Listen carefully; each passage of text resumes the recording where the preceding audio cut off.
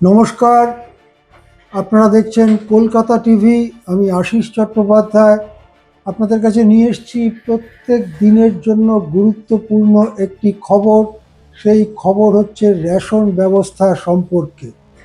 এতদিন পর্যন্ত যে রেশন ব্যবস্থা চালু ছিল, সেই রেশন ব্যবস্থায় প্রকৃতপক্ষে রাজ্যের ৮০-৮৫% মানুষই বিনামূল্যে অথবা খুব কম দামে চাল, গম ইত্যাদি পেতেন। এবং তাতে যে পরিমাণ চাল গম তারা পেতেন, তাতে অবশ্যই কেন্দ্রীয় সরকারের বড় উদ্যোগ ছিল। রাজ্যের মানুষের মধ্যে 3/2 যে বিনামূল্যে খাদ্যশস্য পেতেন, সেটা কেন্দ্রীয় সরকারের প্রকল্পের অধীনে। কিন্তু সেই সবই বদলে যেতে চলেছে। নতুনভাবে রেশন ব্যবস্থা সাজানোর বিজ্ঞপ্তি জারি করেছে রাজ্যের খাদ্য এবং সরবরাহ বিভাগ। সেই বিজ্ঞপ্তি 23 জুলাই জারি করা সেই বিজ্ঞপ্তি আমাদের কাছে এসেছে। আমি আপনাদের জানিয়ে দেব যে কি কি থাকলে আপনার নাম রেশন ব্যবস্থা থেকে বাদ যাবে।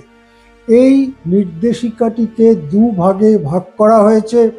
একটি হচ্ছে শহরাঞ্চলের জন্য, একটি হচ্ছে গ্রামীণ এলাকার জন্য। শহরাঞ্চলের ক্ষেত্রে বলা হয়েছে যে যদি 3টে কামরার বেশি, যেখানে পাকা দেওয়ালওয়ালা বাড়ি, এই রকম যদি থাকে আপনার বাড়ি, যে 3 কামরা পাকা দেওয়ালওয়ালা, তাহলে আপনি রেশন ব্যবস্থা থেকে বাদ যাবেন। এই 4টি জিনিস বলা হয়েছে, তার মধ্যে অন্তত 2টি থাকলে আপনি বাদ যাবেন। যেমন একটি 4 চাকার গাড়ি, অথবা একটি এসি মেশিন, অথবা কম্পিউটার, অথবা ল্যাপটপ যাতে ইন্টারনেট ফেসিলিটি আছে।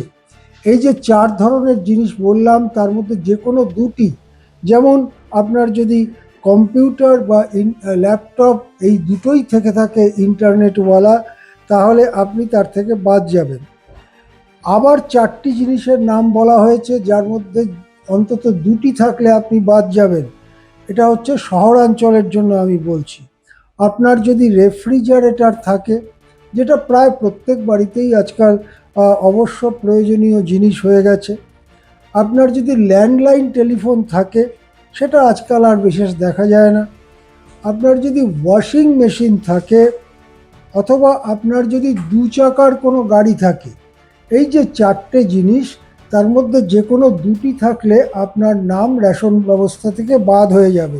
ধরা যাক আপনার একটি রেফ্রিজারেটর আছে, আর আপনার একটি স্কুটার আছে, কি মোটর সাইকেল আছে, তাহলে কিন্তু আপনি এটার মধ্যে থাকতে পারবেন না। আপনার নাম অটোমেটিক্যালি বাদ চলে যাবে। আপনি রেশন দোকানে গিয়ে দেখবেন আপনার নাম ব্লক করা হয়েছে। এর পরের যেটা শহরের জন্য বলা হচ্ছে, যে আপনি যদি ইনকাম ট্যাক্স দেন অথবা প্রফেশনাল ট্যাক্স দেন, তাহলে আপনার নাম বাদ চলে যাবে। এখন ইনকাম ট্যাক্স যারা দেয়, তাদের একটা নির্দিষ্ট আয়ের বেশি আয় থাকলে ইনকাম ট্যাক্স দেয়, কিন্তু প্রফেশনাল ট্যাক্স তো অনেক অল্প আয়ের কর্মীরাও দেন, সেক্ষেত্রে তাদের নামও বাদ চলে যাবে। পঞ্চম যে বিষয়টি বলা হয়েছে শহুরে গ্রাহকদের জন্য, সেটা হচ্ছে যে আপনার পরিবারে যদি কোনো এমন ব্যক্তি থাকেন যিনি গেজেটেড বা নন গেজেটেড এমপ্লয়ি, গেজেটেড বা নন গেজেটেড এমপ্লয়ি তার মানে যে কোনো এমপ্লয়ি হলেই হবে, ইন কিসে কিসে, রাজ্য সরকারে, কেন্দ্রীয় সরকারে, কেন্দ্রীয় সরকারের আন্ডারটেকিংয়ে, এবং সরকার সরকারি সাহায্যপ্রাপ্ত বা সরকারের নিবন্ধীকৃত কোনো সংস্থায়, যেমন সরকার সাহায্যপ্রাপ্ত স্কুল একটা, বেশিরভাগ স্কুল যেখানে সরকার মাইনের দায়িত্ব নেয়, অথবা অটোনমাস বডিজ, অটোনমাস বডিজ মানে কর্পোরেশন ইত্যাদি, এই সমস্ত জায়গায়। তাহলে দেখা যাচ্ছে যে এই যে 5টি মূল মূল কথা বলা হলো শহুরে লোকেদের জন্য, তাতে যদি ঠিক ঠিক করে সেই জিনিসটা প্রয়োগ করা হয়, তাহলে শহুরে যে মানুষ তার হয়তো অর্ধেক বা তার বেশি বাদ চলে যেতে পারেন। এটা আপনারা নিশ্চয়ই বুঝতে পারছেন। এইবারে আসি গ্রামীণ এলাকার জন্য। গ্রামীণ এলাকায় আরও অনেকগুলো শর্ত, মোট 12টি শর্ত দেওয়া হয়েছে।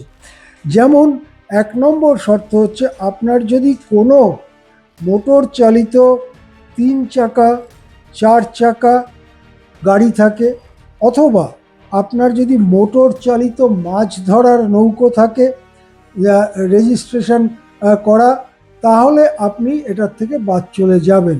তার মানে আজকাল অনেক মৎস্যজীবী তারা এই মোটর চালিত নৌকো ব্যবহার করেন, তারা মোটেই বড়লোক নন, কিন্তু তাদের নাম বাদ যাবে। আর 3 হুইলার বলতে অটো বা টোটো, যেটা আমরা চলতি কথায় বলি, সেইটা বলা হয়েছে। সুতরাং কোনো অটো বা টোটো যিনি চালান কিনে, তার নামটা বাদ চলে যাবে। আপনার যদি 3 চাকা বা 4 চাকার কোনো এমন গাড়ি থাকে যেটাকে চাষের কাজে ব্যবহার করা হয়, যথা ট্র্যাক্টর বা হারভেস্টার, এই ধরনের থাকলে আপনার নাম বাদ চলে যাবে। আপনার যদি কিষাণ ক্রেডিট কার্ড থাকে যাতে ক্রেডিট লিমিট 50,000 টাকা বা তার বেশি, তাহলে আপনার নাম বাদ চলে যাবে। আপনি যদি এমন কোনো পরিবারের সদস্য হন যেখানে সরকারি কর্মচারী আছে, যে কোনো ধরনের সরকারি কর্মচারী, গেজেটেড, নন gazetted, central government, state government, public sector undertaking, যে কোনো, এবং অটোনমাস বডিজ, কর্পোরেশন ইত্যাদি, লোকাল বডিজ, তার যদি চাকুরিজীবী এরকম কেউ আপনার পরিবারে থাকে, তাহলে সেটি বাদ চলে যাবে। এমন যদি কোনো পরিবার হয় যার অকৃষি কোনো ব্যবসা সরকারে নিবন্ধীকৃত থাকে, যথা সে কোনো একটা ছোট উৎপাদন কারখানা চালায় বা সে এরকম কিছু করে, তাহলে তার নামটা বাদ চলে যাবে। এরপরে শর্তটি আরও কঠোর।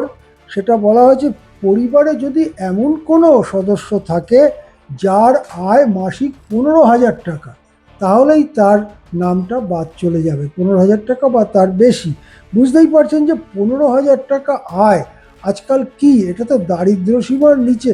মানে আমাদের এখানে এই ভিভি জিরামজিতে যে ন্যূনতম আয়ের কথা বলা হয়েছে, তাতেই তো মাসে ওই পরিমাণ আয় হয়। তাহলে একেবারে গরিব অংশ যারা 15,000 টাকা মাসে আয় করেন, তাদের নামটাও বাদ চলে যাবে। এরপরে 7ম যে শর্ত বলা হয়েছে, যে আপনি যদি ইনকাম ট্যাক্স দেন বা প্রফেশনাল ট্যাক্স দেন, তাহলে আপনার নাম বাদ চলে যাবে। প্রফেশনাল ট্যাক্সের ব্যাপারে আমি আগেই বলেছি যে অনেক দরিদ্র গরিব কর্মচারীও প্রফেশনাল ট্যাক্স দেন। তারপরে ওই শহুরে গ্রাহকের মতোই বলা হয়েছে, যদি এই পরিবারে 3টি বা তার বেশি ঘর থাকে এবং সব ঘরের যদি পাকা দেয়াল এবং পাকা ছাদ থাকে, তাহলে আপনারা এটার মধ্যে থাকতে পারবেন না। এর পরের ব্যাপারটা আরও কঠোর। বলা হয়েছে, এই পরিবার যদি একটা রেফ্রিজারেটর থাকে পরিবারে, আজকাল ফ্রিজ বা রেফ্রিজারেটর প্রায় নিত্য প্রয়োজনীয় জিনিস হয়ে দাঁড়িয়েছে, সেই রেফ্রিজারেটর যদি থাকে, ফ্রিজ যদি থাকে, তাহলে আপনি এই রেশন ব্যবস্থায় থাকতে পারবেন না। একইভাবে আপনার যদি একটা ল্যান্ডলাইন টেলিফোন থাকে, তাহলেও আপনি থাকতে পারবেন না। আপনার যদি 2.5 একর বা তার বেশি মানে সেচযুক্ত জমি থাকে, তাহলে আপনি এর থেকে বাদ চলে যাবেন। আর যদি আপনার 5 একরের বেশি থাকে, যেটা মাত্র 2টো ফসল হয়, অর্থাৎ অসেচ এলাকায়, তাহলেও আপনি বাদ চলে যাবেন। এই 12টি শর্ত গ্রামীণ এলাকার জন্য। আর আগেই যেটা বললাম, 5টি শর্ত, এক একটা শর্তের মধ্যে আবার অনেকগুলো সাবসেকশন রয়েছে। এইভাবে নাম বাদ দেবার কথা পশ্চিমবঙ্গ সরকার জানিয়েছে। যারা অভিজ্ঞ রেশন ব্যবস্থা সম্পর্কে, তাদের অনেকেরই ধারণা, এই সমস্ত শর্তগুলো যদি সঠিকভাবে লাগানো হয়, তাহলে এখন যত মানুষ প্রায় বিনামূল্যে বা অত্যন্ত কম মূল্যে রেশন পান, তার একটা বড় অংশ রেশন ব্যবস্থার থেকে বাদ চলে যাবেন। শেষ পর্যন্ত এটা কড়াভাবে লাগু করা হয় কি না, নাকি এটা একটা আমলাতান্ত্রিক ভুল হচ্ছে, যেটা পরে সংশোধন করা হবে, সেদিকে আমাদের নজর থাকবে। এখন এ পর্যন্তই। দেখতে থাকুন কলকাতা টিভি।